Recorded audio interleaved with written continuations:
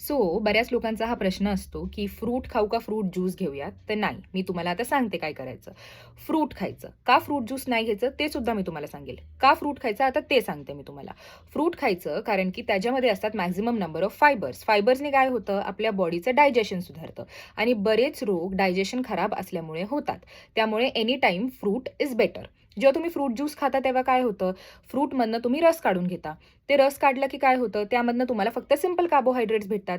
Simple carbohydrates काय करतात? तुमच्या बॉडीची जी शुगर आहे ती स्पाइक अप करतात. म्हणजे तुमच्या बॉडीची जी साखर आहे ती वाढवतात for a small period of time. त्याने तुम्हाला एनर्जेटिक वाटणं, एकदम फ्रेश वाटणं हे स्मॉल पिरियड ऑफ टाईमसाठी होतं, बट ते काहीही उपयोगाचं नाही.